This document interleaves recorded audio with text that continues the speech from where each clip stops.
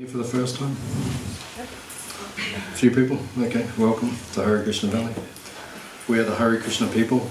If you have not noticed as yet, then we are Hare Krishna people. We like to chant Hare Krishna.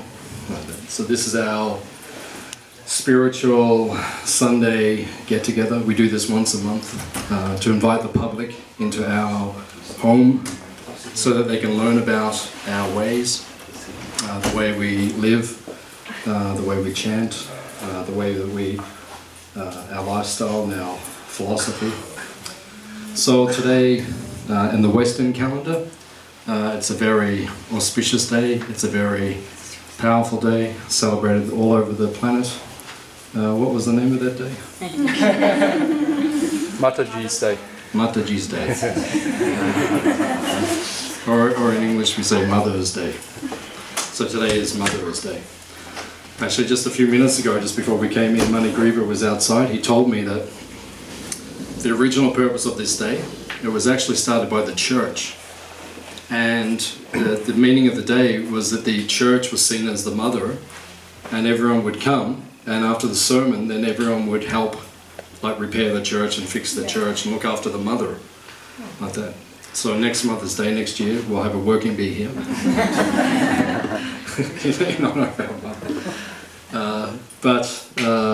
It's Mother's Day. For us, it's not on our calendar. We follow the Vedic tradition, the ancient Indian culture from ancient India. So it's not part of our tradition.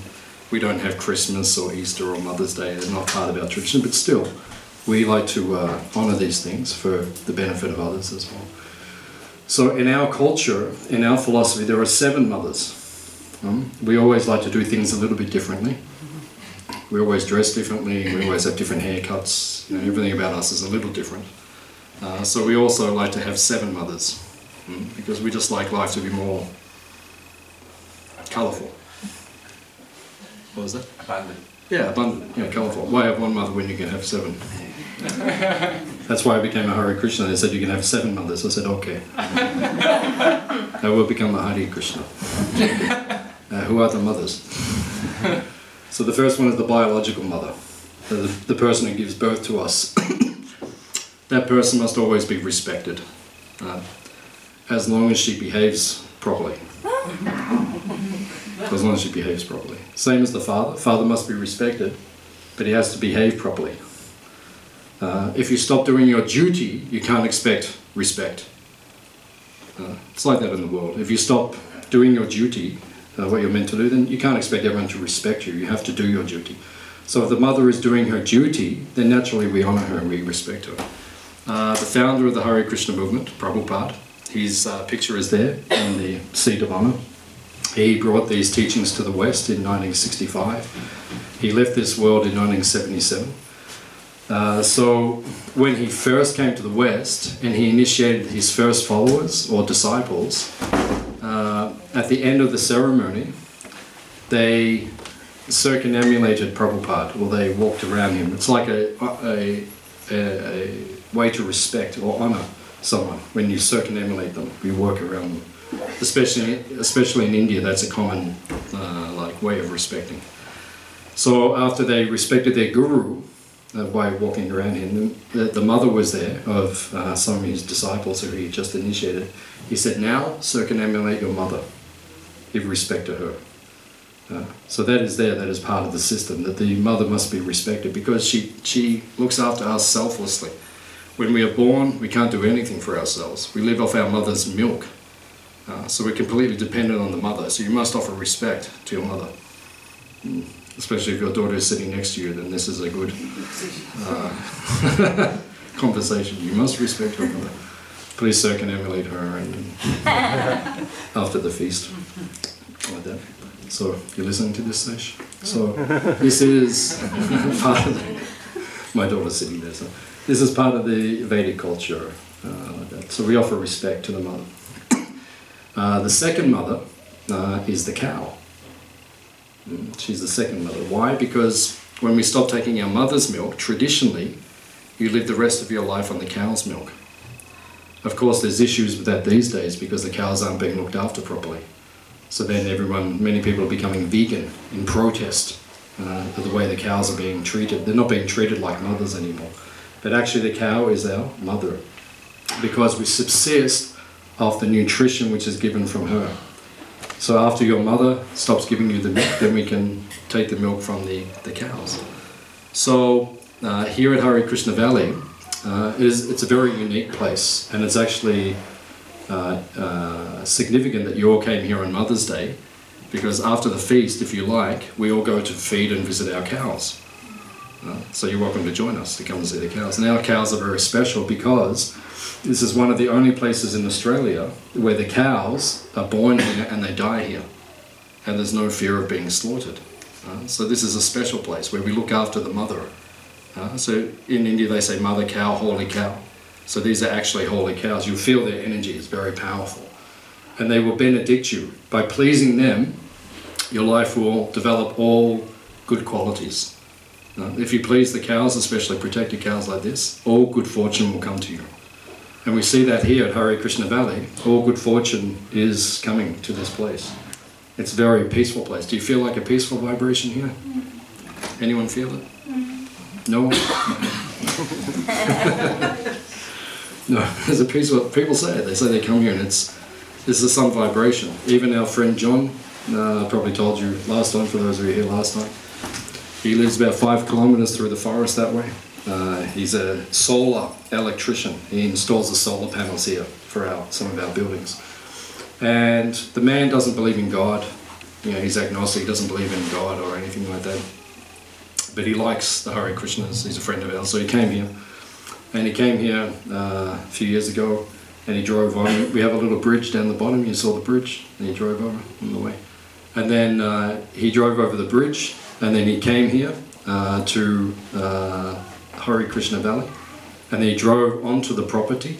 And then when he drove onto the property, he said that he could smell incense. So then he drove up the hill here, and he got here to the top, and he said to me, he said, "Who lights the incense near the bridge?" I said, "There's no incense near the bridge." And he said, no, there is incense. I could smell it. As soon as I came in, I could smell it. And then he said, there's like a spiritual atmosphere and incense and everything is there, and flowers falling from the sky and all sorts of things. So I said, no, there's not actually any incense. But he said, I can feel like a vibration when you come here. And the reason is that because at this place, all species are protected and honoured. We don't kill anything. Everything is sacred here. Our kangaroos are sacred. The kangaroos are so used to us now, they don't even move when we ride past on our bikes. You can get within a few feet of our kangaroos now, and they're completely peaceful with us. Because they know the vibration, they know there's no harm to them here. And especially our cows know that this place is a sacred place. So the cow is one of our 7 mothers, and she's protected here. Therefore the whole place becomes full of peace and prosperity. So that's one of our secrets here. Look after your cows. So the first mother is your biological mother, the second is the cow, the third mother is the earth. She is one of our 7 mothers. And we see at this point in time, in history, people not looking after the mother, Mother Earth. She's not being looked after. The American Indians, they have a saying that never make a decision which will have a negative impact on 7 generations of your people. So you look at now, you look at our world leaders, like in America, who was that guy who won the election? Trump. Wasn't it? So I feel like Donald Trump, and who do we have here in Australia? Malcolm Turnbull and these people. I don't know if they are, I'm not convinced, that every decision they make is for the benefit of 7 generations of our people.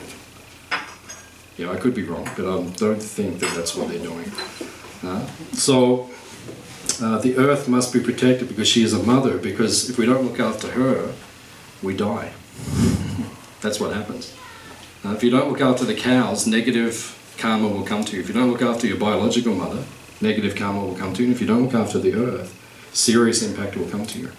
And we see that that's happening at this point in time. The earth is withdrawing her natural resources. She'll actually give more if she is loved. just like the cows. They give more milk when they're loved. The earth will naturally give in abundance if she's loved and looked after. And unfortunately, when they're not being looked after. So here at Hare Krishna Valley, it is spray-free, chemical-free, fully organic. Just like at the moment we're going into negotiations with Ceres up in Melbourne. Do you know Ceres? Yeah, you know Ceres like that. So we're going, who's the CEO? Cinnamon.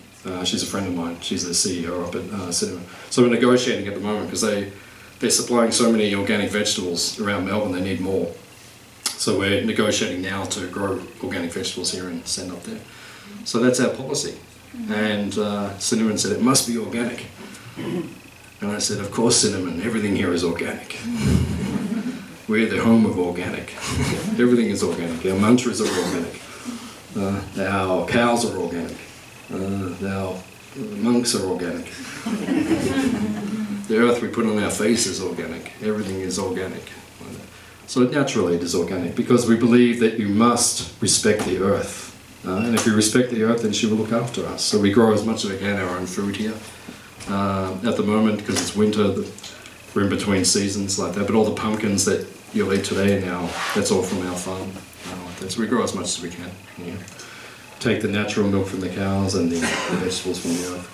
So our biological mother, our cow, the earth, and then in the Vedic culture, in the ancient Indian culture, the wet nurse. Back in the ancient cultures, you would have other people who would sometimes feed the baby if the mother did not have sufficient milk or like that. So within a village, because this is one of the reasons why the earth was very peaceful in the past. People lived in villages. And unfortunately now we're destroying all the villages. And now everyone's living in an artificial way. But previously everyone used to live together. Just like the old saying is, a village can bring up a child. And you see these days, in this point in history, there's more mental disease on the planet than ever before. Did you know that? In fact, yeah, it's obvious. There's more mental disease. And the number one reason that is because the villages have gone. Because when you have villages and everyone's together, everyone is psychologically satisfied. People don't even talk to each other anymore. Has anyone been to Melbourne before? Ever got a tram in Melbourne? You ever sat next to someone in Melbourne and actually spoken to them on the tram? Or smiled at them? You know, people think you're going to hijack the tram or something. If you just be nice to someone, they're like, whoa, this is weird, man. This guy's talking to me. It's like, he actually smiles. And it's becoming strange. And it's just because people are breaking down like that. So here in Hare Krishna Valley, we're developing a village. And maybe in the future we'll have wet nurses as well. We haven't got that advanced yet. But maybe if we have like a whole village, we can all look after each other and we can all satisfy each other. But that's one of the seven mothers. Right? And then the three remaining mothers are the wife of the king, the wife of the guru, and the wife of the holy man. They're also our mothers. So Malcolm Turnbull's wife, and Donald Trump's wife. What's her name? The wife? What is it? Melania. Melania. So Mother Melania. His current wife. His current wife, yeah. His current wife. Yeah, we hear all about it on the news. We know what's going on. How could you elect someone like that to run the planet? If you don't come from a very what's that? If you don't come from a clear headspace, then that's how you can elect somebody like Donald Trump. Yeah, true. If you're not being authentic. Yeah, I can promise you I didn't vote for him. Yeah. A friend of mine, actually, I was in India about 6 months ago, and a friend of mine, he was telling us a story, Brudge, that a friend of his, like a friend of my friends, he's a tennis professional. He trains some of the people on the circuit, not the big names, but some of them. He's a Peter Burwash, he's a tennis professional. And he was at the US Open, and he was in a private box, you know, watching the tennis. And Donald Trump was in there too. That was before he became the president, maybe a few years back. And he said the whole time Trump was in the box, he just had binoculars. And he was just looking around the crowd. He was looking for good-looking women. And when he found one, he would get his assistant and say, go and ask her to come and sit in the box with me. Like that. And then they'd go off into the crowd, row 47, seat A, find the girl, say, oh, by the way, Donald Trump's up there in the box, he wants you to come and sit with him. That's what he was doing. The whole tennis match wasn't even watching the tennis. Now he's running the free world. Like that. So we're in safe hands. No, it's all good. Don't have any fears. Don't worry about manipulation of anything, or we're all safe, and the earth will be looked after, the cows will be looked after, and your mothers will be looked after, and everything will be auspicious for the planet, guaranteed. Like that. So unfortunately, it's not like that. So this place is the opposite. We're showing the example of how you can live sanely. What we do here is just common sense. It's just sanity. We believe in sanity. We vote for sanity. Normality. Just be normal, people. Of course, our haircuts are a little different. I know all those things. It's a little bit different. But the way we live, it's just normal. And it's in peace, and it's with respect, and in cooperation with everything that is around us. And in that way, the atmosphere is different. That's why the atmosphere is a little bit different. People say that to us when they come here. They feel there's a different atmosphere. So today is Mother's Day. So thank you all the mothers for coming. Like that. We honour you today. When we finish, we'll walk around you. If you don't mind. You're not embarrassed. Then we'll go and see the cows afterwards. The cows are also our mothers. After we have the feast, we'll take you around to go and see our cows. For those of you who just walked in, then I was explaining our cows. It's one of the only places in Australia where the cows are born here and they die here. So this dairy is called an ahimsa dairy. Ahimsa means no violence. So the cows are our family. And each one has a name. So we'll introduce you to the latest member of the clan. Her name is Chandrika. She's only 2 months old, 6 weeks old. She's still small, very small. And we'll introduce you to Akadashi. You know who she is because she'll come straight to the front. They've all got their individual personalities and like that. They're our family members. Everyone's got a name. How could you kill someone? It's like modern society is schizophrenic. I mean, there's a lot of schizophrenia in society, but as a whole, we have a schizophrenic society. Right? Save the whales and eat the cows. What's the difference? Why is a whale more special than a cow? They're both creatures of God. They're both created. They have equal respect. Just like in China, Vietnam, places like this, they eat the dogs. So there's big protests now around the planet. Save the dogs. Fantastic, save the dogs. But then where's the protest for the cow? And the chicken? And the fish? And all the creatures? Why don't we just have a big protest, just protect everything? Why is it just the dolphins? Of course, protect the dolphins, we should protect the dolphins, but then protect the fish also. Protect every living entity. And when you have respect for every living entity, because you're giving out that energy of compassion, that same energy comes back to you. Sometimes people say to us, they say, you look peaceful. And the reason is because we have that vibration. We give respect, that same energy comes back to us. So naturally we are peaceful. Because we honour all life. And if you honour life, then you will also receive blessings from the universe, from God, from all other living entities. So that's what we're doing here. We're trying to create that atmosphere. So you're welcome if you like it. You can come and live here with us. Just let us know when you're coming so we can make sure we can build some houses for you and stuff. But we can organise it. We've got a lot of land out here. We've got 200 acres here, so I'm sure we can fit a few more people here in Hare Krishna Valley. So does anyone have any questions or comments they'd like to ask? How many people are living here? Full time? Yeah. 9. Oh. Full time. Yeah. Yeah. And a lot of people come as volunteers. They come and stay periodically. We bought this property in 1987. And when we bought the property, we actually had permission from the Surf Coast Shire, our council, to build 20, if you look out the back plateau there, we could build another 20 buildings, like that. And we had a school here. This building that we're in now was actually a school, a Hare Krishna school, which we ran for 7 years, between 1989 and 1996. The government were changing legislation in the mid-90s about schools, and they're trying to merge small schools in the country areas, so we lost our funding at one point. It was a government school. It was a Hare Krishna school, but it was government funded. So the school closed at that time, and our community moved to our Byron Bay, to our other farm up near Mooloolaba. So this place was dormant for a long time. Then I arrived here about 11 years ago, and then there was blackboards everywhere, and it was just an old, derelict school, to be honest. So we said, okay, let's turn it into a retreat centre. So now we've renovated it. Now it's a retreat centre. We run retreats. We just finished a retreat about an hour ago.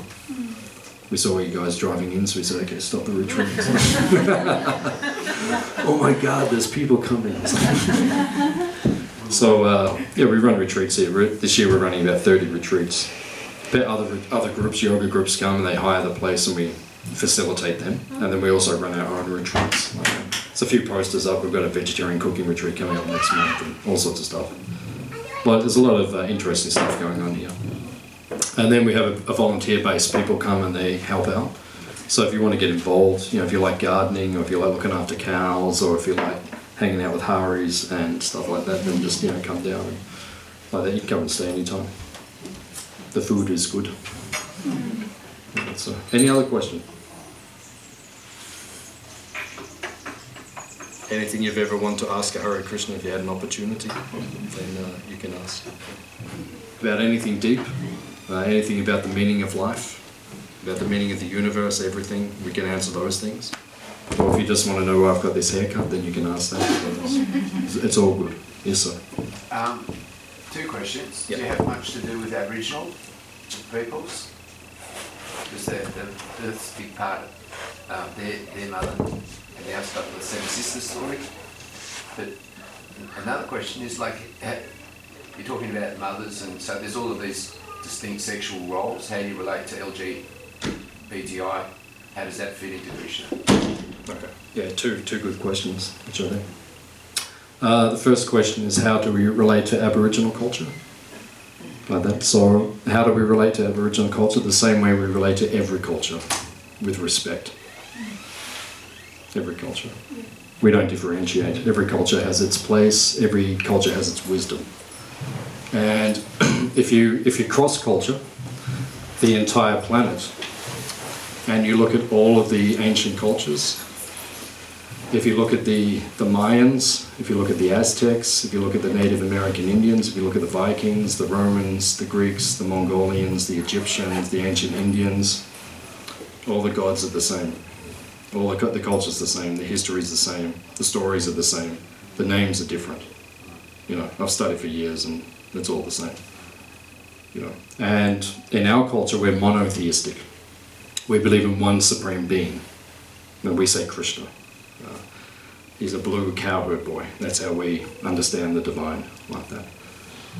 Different people see it in different ways. So we respect all cultures, and that's how we see God. He's a blue cowherd boy. So we see that because there's one supreme entity, all the cultures which are below the divine Father or the divine person or the divine light, the divine personality, that's all created by him. So we're not going to get into arguments or disparities over you're different and you know you're born on that side of that line that's on the ground in that country and I'm born on that side of the line. I'm not going to argue like that. So how do we see Aboriginal culture? The same as the every culture, with respect. And we learn from the ancient elders. We're actually thinking of getting some elders out here to teach us about bush tucker, how to live off the land, you know, because if things really hit the fan in the future, you know, we haven't got enough food, we could actually live here. We spoke to one elder, they said they need $600, that's their fee to come out here to run a workshop. So it means we'd have to get people to commit to attend. So we charge like $50 each, come for a day or half a day or whatever it is, and then we'll cook lunch as well. So if you're interested, let me know. I wasn't thinking to advertise that, but that's a commercial break. So. Personally, I reckon there would be demand. Yeah, sure. Black fellas are getting voice and white people are starting to listen. Yeah. So it's just coming. It's a good coming of time. It's coming together. Yeah, we respect everyone. One thing is that the reason there's friction on the earth, and the reason people don't get along, and the reason there is, just trying to think of the right word, the reason there is, what's the word? Disharmony. Quarrel, yeah. Disharmony, quarrel, like that. The reason this is here on the earth is because we see in terms of our body. So as you said, black fella, white fella. There is no black fella, there is no white fella. As Bruce Lee said, everyone knows Bruce Lee? Right. Like that. Great, I have great respect for Bruce. He said many, many wise things. He was being interviewed one time. Oh, you're Asian, you're coming to America? He said, we're all one family. You say American, you say Asian. Who says? They're just names. Who made those names? It's irrelevant. Black fella, white fella. That's why there is problems in the world. Because people say, oh, black fella, white fella, yellow fella, red fella. Your next question, LH, I don't even know how to say it, but LHBLG. No. I know what you're talking about. Yeah, I know what you're talking about. So that's all external. That's just the body. None of us are the body. We're all the soul. So in our philosophy, we see the soul. We offer respect to everyone here, right? You're all worthy of my respect. This is my home. There's also your home. You've come here. We will feed you today, right? We will offer you respect and honour you, whether you're a mother or not, right? We'll give you respect today. And we ask you to respect everything which is here. And we ask you to respect all life. That's the same thing. You say, oh, black man, white man. What about the animal? Oh, animal, I can kill him because he's animal. No. He is soul. He is spirit. He is equal to you and I. Even the plant, you can't take the plant. Anything, you can't harm anything. No, it doesn't belong to you. You can't create life, you can't take life. Simple as that. So how do we see the Aboriginals? With respect. Because we see them as brothers. Because we are brothers. That's how we feel. And then the second is the group that you're speaking of, LH. Someone who actually knows it, please. LGBT. LGBT. IQA. IQA. Thank you. Oh, wow. Not sure what it all means, but I know what you're referring to. It's just gender fluid. Yeah, I know what you're referring to. Yeah. Same thing. How do we see it? With respect? What's the difference? Just like, some very close friends of mine recently, a gay couple, they got married. Right, so what's the problem? Once again, souls, two souls. When we're in this body, we identify with the body. When you identify with the body, you identify with the body's needs. That's why we get married, and that's why, if you're gay, you have a gay attraction. If you're hetero, you have a hetero attraction. Whatever it is, that's all to do with the body. All of that has to be transcended. That's all to do with the body. It's not to do with the soul. It's not an enlightened stage of consciousness. So while we're in that unenlightened state in consciousness, if you have needs of the body and you have to fulfill those needs, fulfill them, but fulfill them in a honourable way. Like in our culture, marriage is there. I'm married. My good wife is just sitting over there.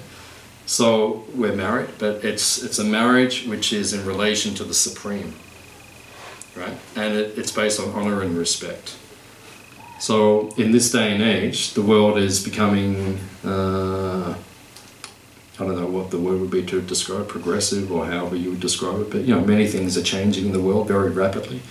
So if people feel that's what they need in their conditioned state to be satisfied, we honour that. But the thing that we recommend is respect and honour in the relationship. That's the main thing. So whatever your choice is, that's your choice. I've got a question. Yes, ma'am. Made me think about Boy George. Now, I remember back in 1991, there was a documentary that I was watching, and he was a Hare Krishna back then for a few years. Do you remember that? Yeah. Probably, yeah. Yeah. And so, when you look at interviews of him today, and he talks about his past life, he will not mention about his involvement with Hare Krishna. Now he's a Buddhist. But I read somewhere that the main reason why he got himself out of that is because he's gay. That they didn't accept him because of his sexuality. Now, he won't say that much publicly, but that's what, and he would make sure that he won't, because he's very sensitive and he won't talk about issues that really affected him in the past, so he won't confront that today. But that's what made him to leave the group. So, you know, you're saying that it's just a body conscious thing that, you know, who knows, Boy George is probably, you know, making an excuse up, but, Yeah. you know, I thought that was an interesting question you asked, because, you know what I mean? Like, he's a vegetarian. And all that. He's many things. Yeah. I don't mean that in a derogatory way, but he is. He's many things. He's many things. It's interesting that you say that, because a couple of days ago on Facebook, we've just released a film worldwide called the Hare Krishna movie. And I saw it a couple of months ago. It's very good, actually. It's a documentary. It's about our founder, Prabhupada, how he came to the West and how he spread this movement in 12 years at the age of 69 around the world, travelled around the world 14 times and spread the Hare Krishna movement and opened hundreds of temples and made it thousands of disciples. And so it's a history. And I learned a lot watching it, actually. A lot of stuff I didn't know about the history and what he had to struggle to establish and all those things. So part of the movie, actually Boy George is in it, because part of the movie, he wrote "Bow Down, Mr. Hare Rama, Hare Krishna." We'll sing it later. We'll go. We'll have a Boy George moment. So he wrote that, and that song went #1 in several countries in Europe, right? And you're right, Boy George was involved with the Hare Krishna movement quite a lot back in, I think it was... Like 80s. 90s, yeah, early 90s, I think. So Boy George was a drug addict, and we got him off drugs. He says that. The Hare Krishna's saved his life, he says, got him off drugs. So we had the opening of that movie in London, literally a week or two ago, and he was at the opening. So we're still good friends. There's no... That's nice to hear. It's very nice. So us and Boy, it's like this. So we're, yeah, there's no issues that I know of like that. You're right, at this point in time in the Hare Krishna movement, gay marriage is not practiced, because gay marriage is just becoming accepted all around the world. I mean, Australia's only just passed it, 2018, right? Right.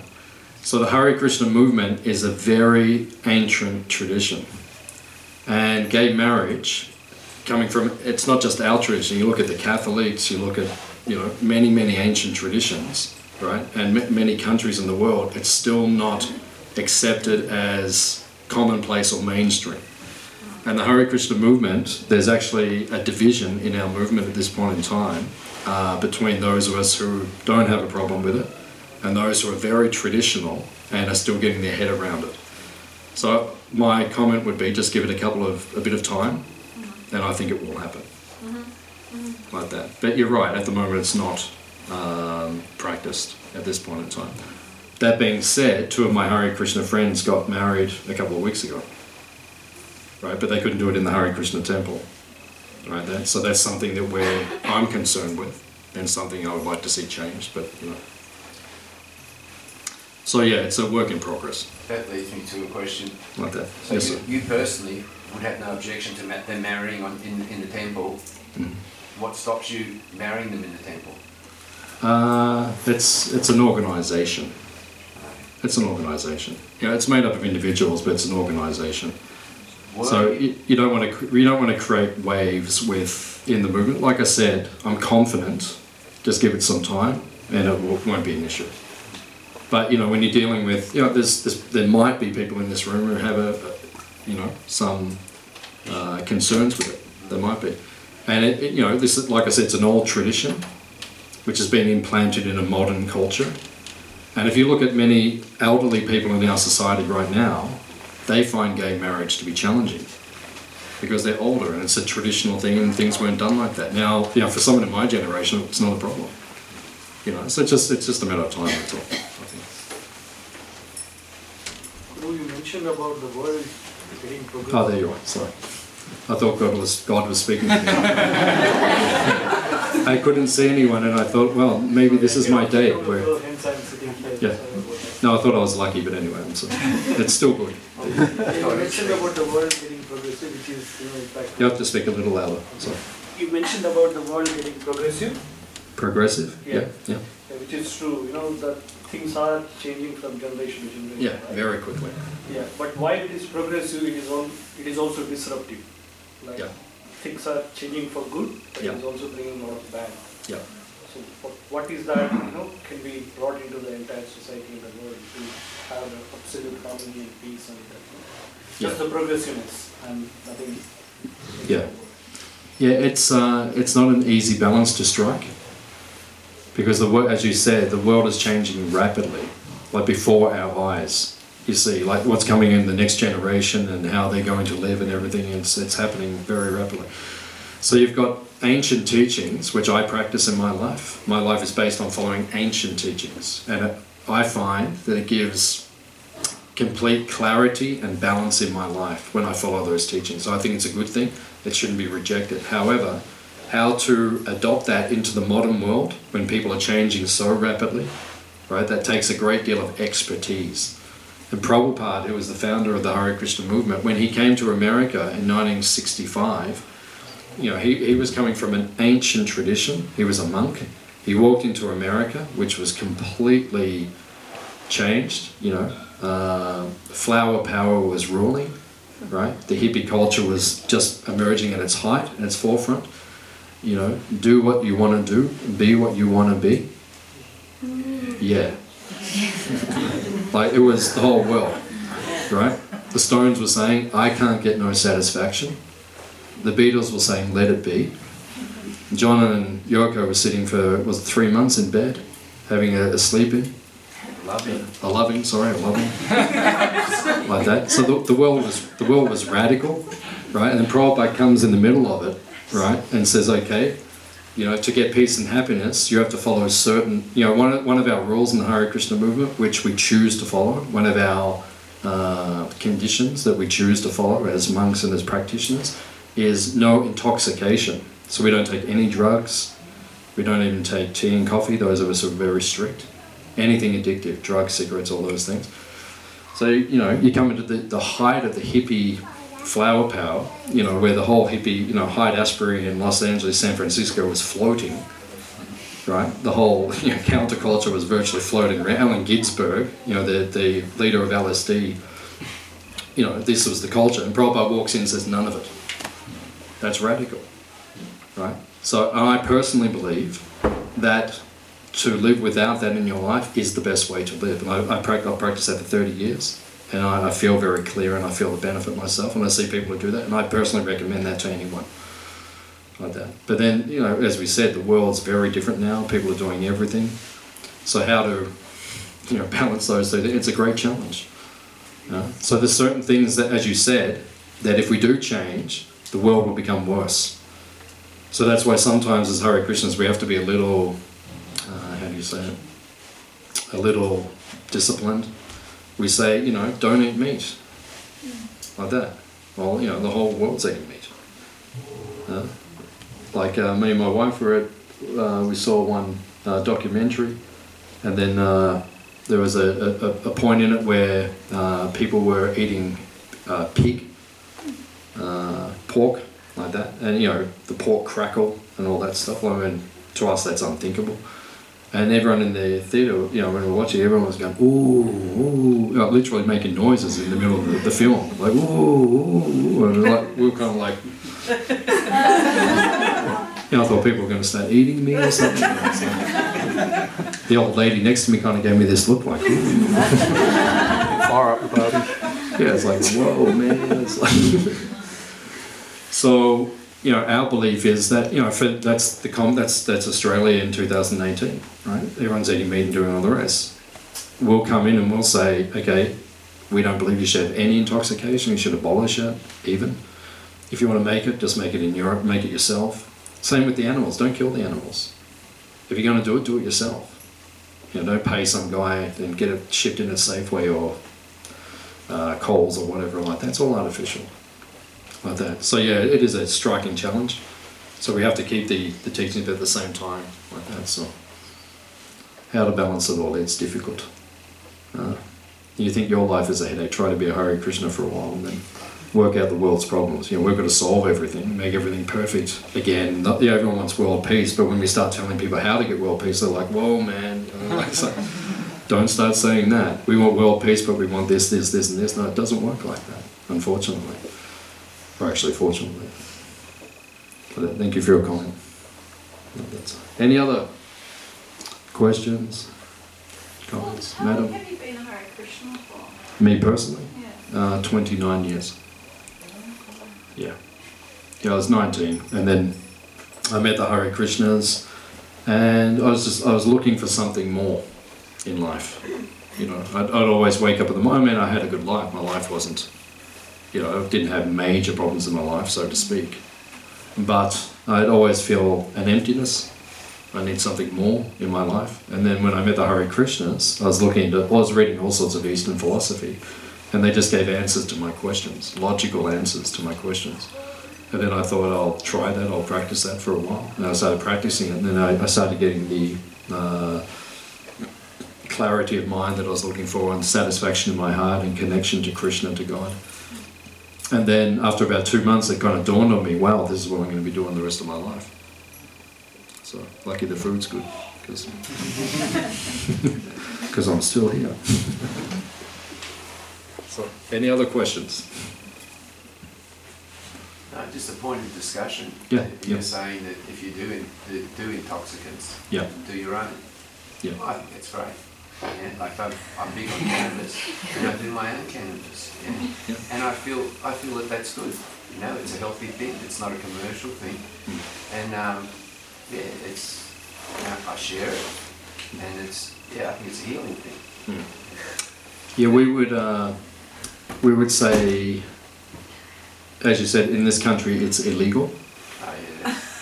No, I'm speaking on a worldview. Yeah. I'm not passing any judgment. I'm just making a comment. Yeah. In this country, it's illegal. If you go to India, which is like the home of it, it's where it came from. Like all these ancient philosophies, pretty much everything came out of India. Actually, if you really go back. Yeah. And the same, it's not illegal there. Like the bubbas are just all over the joint. They're just stoned, and that's life. You know, that's kind of that section. We would humbly and respectfully disagree that it is, you know, the way to go. But you know, if that's your choice, I respect. You know, I'm not going to criticise that.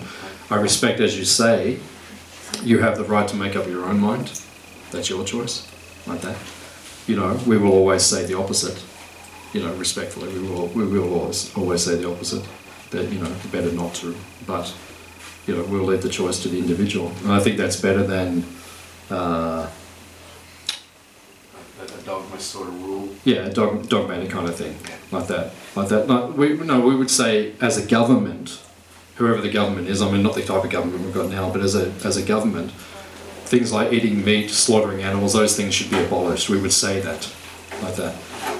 And then we would say, if people are going to do it, then yeah, as we said, you go out and do it yourself. But don't organise it on a national scale, you know, on a commercial scale. An industrial merger scale. Yeah, like that. Don't do it like that. And also, you know, tobacco and those things, don't do it in a commercial way. You know, if you want to do it, you go and grow your own and do whatever you want. Okay. So that's the way we would say it. Like that. That's good. Thank you. You're welcome. Yeah, thank you for your openness. Any other questions? Prabhuji, how do we keep connected to Krishna in your daily life? How do you keep connected to Krishna in a daily life? Does everyone understand that question? Yeah, good question. You understand? Oh, it's a good question. Okay, you understand? You understand what we mean by Krishna?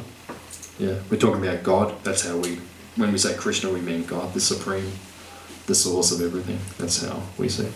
How do you keep connected to Him in daily life?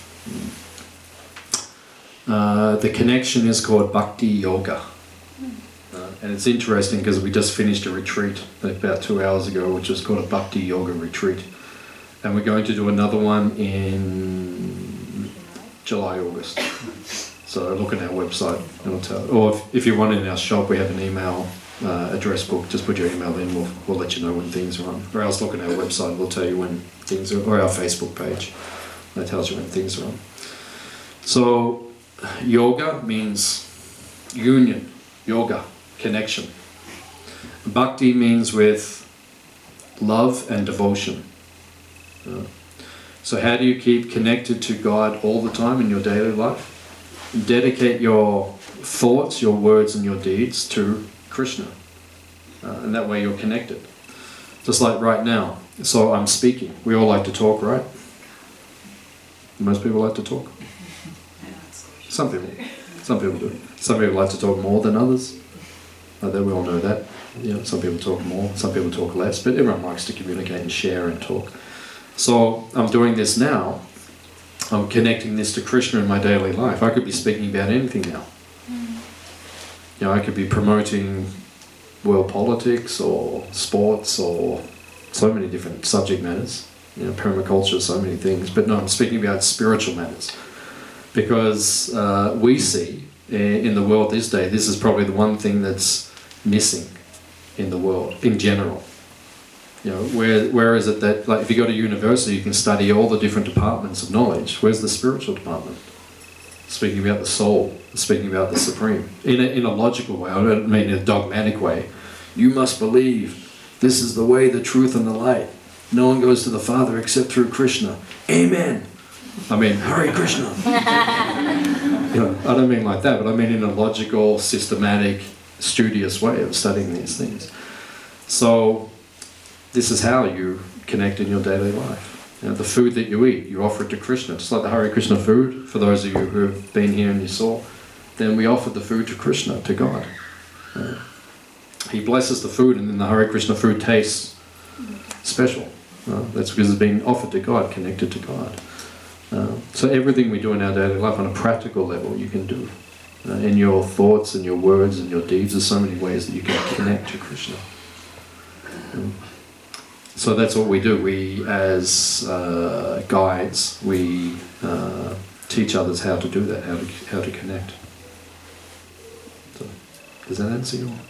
Okay, thank you. Very good question. Okay, any other questions? I like the way you describe yourself as a guide rather than a guru. Mm. That's good. Yeah. Guru is just the Sanskrit word for guide. So really it's the same thing. I thought it was more teacher. Guru, literally in Sanskrit, the word guru means heavy. Guru, it means heavy. Laku means light. So guru means heavy, heavy with knowledge. If someone has a lot of knowledge, we say he's guru. You know, so he's heavy in like that. But the duty of the guru is to guide, not to force it on you. With that. What's the point of forcing it? I don't like things. Hands up if you like having stuff forced on you. Hands up if you like being told what to do. We don't. Like that. So I don't like it either. I'm not going to do it to all of you. I'm not going to say, oh, you all have to shave your heads.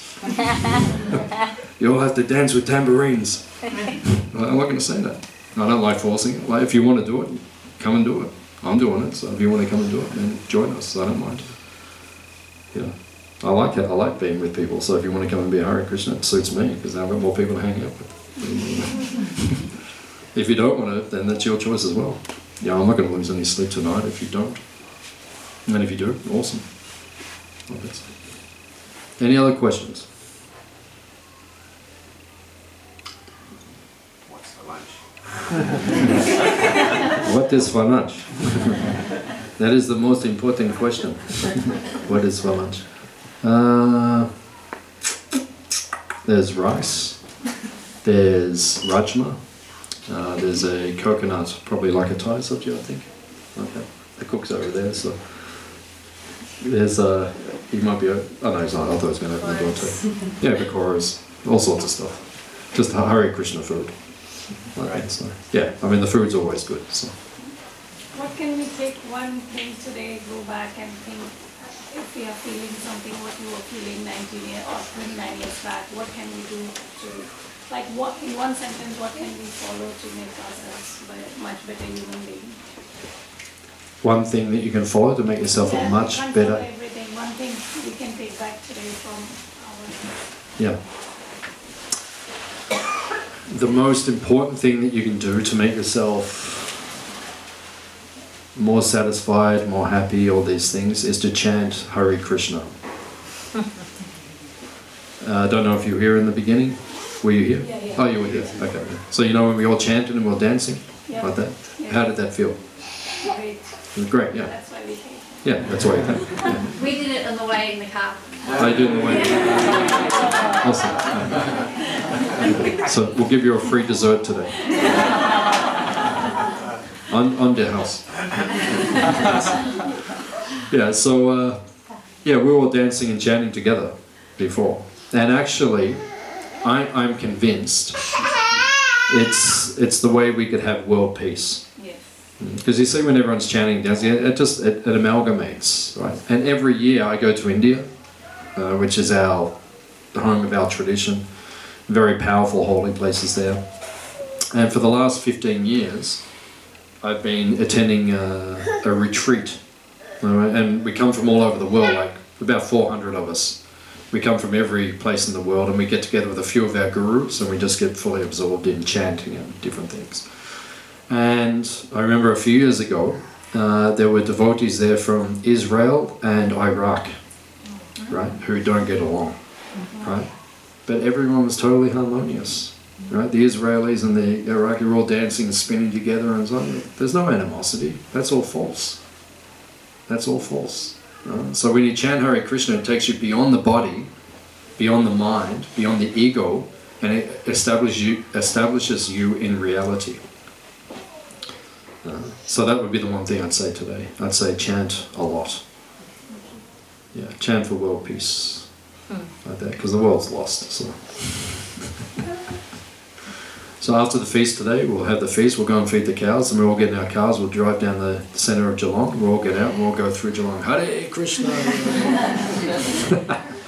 And you see the effect, like that. So you don't see unhappy Hare Krishnas, and if you do, that means they're doing something, they're not following properly. Because if you follow properly, you're going to be happy, guaranteed. I'm happy, I can honestly say that. Right? It's coming from deep within, because I'm connected to Krishna, connected to the source. So we recommend everyone do that. And the second thing, I know you asked for one thing, but can I give an extra one? Absolutely. Just like a little bit of laddu? The other one is don't eat cows. That's the other one. I know you don't anyway, but I'm saying because there's people here who probably may do that. Don't eat cows. Don't eat anything. Anything which has eyes. The only thing you can eat that has eyes is a potato. Okay? Aloo gobi, bas. Ticket? Acha. Okay. That would be my second bit of advice. I have to throw that in. Because we love our cows. And we don't like to think of any cow being harmed. So, very good. I know you're doing it already. But any other questions? Do you guys do Harinam Sankirtan in Geelong? Not often, but sometimes. Yeah, we go and chant on the streets in Geelong sometimes. What we do here at Hare Krishna Valley, we bring people to us. You come here and chant. Because it takes a lot of work to maintain this place. We have 200 acres. We have 19 cows. There's 9 of us living here. We have a retreat centre. We just finished a retreat this weekend. We're busy. So we would like to go and chant on the streets of Geelong. And in the 1970s, that's all the Hare Krishnas did. Just chanted up and down the streets all day, 8 hours a day, because they had nothing else to do. You know, then we brought farms and restaurants and temples and all these things. Now we're busy, so we can't do it as much as we used to do. But we still do sometimes. But we chant here, and people come. And, like just before, if you saw it, it's very blissful. Everyone's chanting and dancing in ecstasy, Hare Krishna Mahamantra. Very nice. Yeah, we'll do it, guys. You were here? Or? Yeah. Oh, you were here? Okay. So. I saw you dancing. You saw him dancing in chant? Yeah. Kesava. There is a big Harinam today, but going to do in Melbourne because of Mother's Day. Oh, yeah. You guys are... Yeah, there's a big chanting party in Melbourne today. in celebration of Mother's Day. We just make up any excuse. We say Mother's Day, yeah, go on chant. AFL Grand Final, yeah, go on chant. New Year's Eve. Yeah, New Year's Eve. White night. Big one. Yeah, white night. Australian Day. Australia Day, calm down. It was funny a couple of years ago, we were AFL Grand Final, which is kind of not really, it's not our... It's not Krishna consciousness and AFL Grand Finals don't really flow in the same sentences. Yeah, you know what I'm talking about. It's not like exactly the same mood. Only because, I think football's a good game, and I think, I like having a kick with, kick around, but when you take it seriously, to the point where you need a sports psychologist when you lose the grand final, that's obviously, that's not in touch with reality anymore. Just like in the 1970s, one of the most famous players of the 1970s, his name was Lee Matthews. Do you know him? Yeah. Famous. So he used to say, we used to lose the match, we'd just go and have a shower and go home, that was it. Now they lose the match, the sports psychologist to come out, you're okay? You lost, are you okay? You're going to be alright? Do you need to see the psychologist? Are you okay? Well, if it's like that, it's out of balance now. It's just a game. It's a couple of boys wearing shorts, kicking a leather ball through posts. And if one kicks it through more and one kicks it through less, who really cares? It doesn't really matter. So now it's out of balance. So anyway, it was the AFL Grand Final, so the Hare Krishnas all went down there. And we're chanting outside the MCG. They wouldn't let us chant on the oval. I said, no. So we're chanting outside, but then the Channel 7 cameras got us, and then, thousands, probably hundreds of thousands of people saw it. All the Haris, dancing and chanting. So yeah, any excuse, we go out and chat. We try to, make the world more happy and peaceful. So then whoever loses the grand final, they can cope. When they finish there, they walk out, the Haris there, and they say, and we just say, just chant, man. You'll be okay. You'll live, man. You'll live. So yeah, any excuse to chant. Chanting is very powerful, very auspicious. So. Any other question? Is anyone hungry? Are you leading the conversation? Just one last question. Yes, madam. Last one. Yeah. Because you want to eat. With the vegan diet, how they don't eat onion and garlic. Yeah. What are the reasons for that? Why we don't eat onion and garlic? Yeah. They're overstimulating. They overly stimulate the nervous system. Those two foods. So we're practicing a meditative yoga lifestyle. Our whole objective is to become very calm. And those foods, they stimulate you. You become very passionate when you eat them, especially the garlic. It's not really the right combination. It doesn't work. Overstimulates. As medicines, they're very good. Garlic in particular, it's a very good medicine, especially for the heart and other things. It's a very powerful medicine. However, ginger does everything that garlic does. It has all the same effects and can cleanse the same way garlic does without the overstimulating effect. So it's just an alternative, that's all. That's why we don't take it. As a medicine we can take it, but not as like a daily food offering. So having said that, how does that sit with consuming sugar? Sugar's a good food. It's good for the health, especially good for the liver. All foods are good. They have benefit. Refined sugar is dangerous. It's dangerous for the health, and it becomes a drug like that. So sugar in moderation, in its raw form, like if you take sugarcane juice, that's extremely good for the health. Purifies the liver. It has many health benefits. Not really good for the teeth though.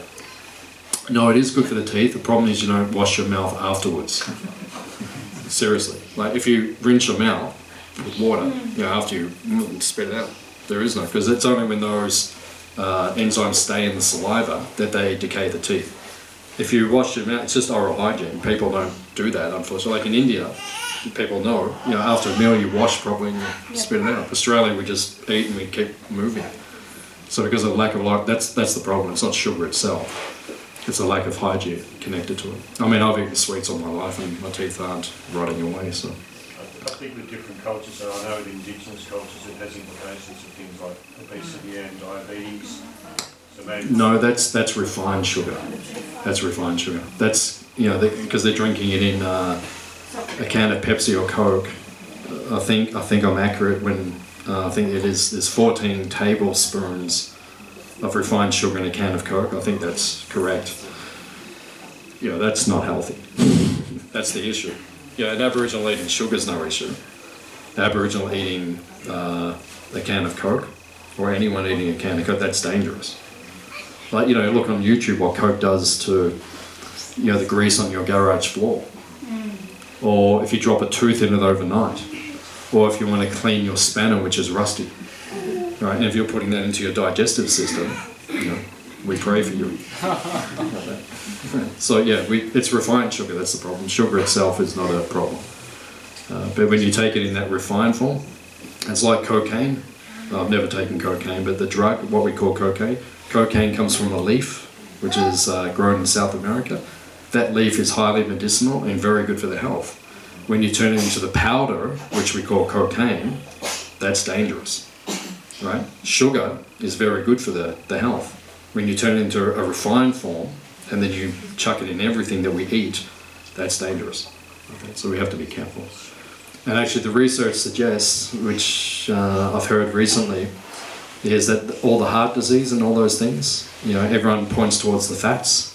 It's not actually the fats, it's the refined sugars and flours, which inflame and strip the arteries, and then the fats can't flow through it properly, and then you have the problems. Everyone says, oh, the fat was the problem. It's not actually the fat.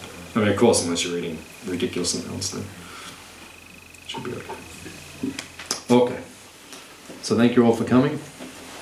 So we're going to have a little feast now, some Hare Krishna food, which I can see you're all starting to smile, so you're obviously quite attracted to the idea. And then afterwards, if anyone would like to join us, we'll go and visit our cows, and you can see the mother cows, especially today's Mother's Day, so it's a very auspicious day to do that. We have some retreats coming up, some nice retreats, so we have posters up there. If you're interested, come and join us in our retreats.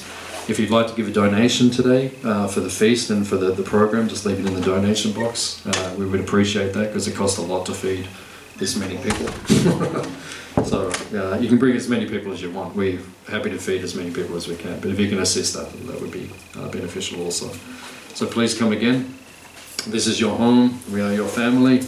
I know the haircuts are a little bit strange, but we're very nice people. So we'll see you again soon. Hare Krishna.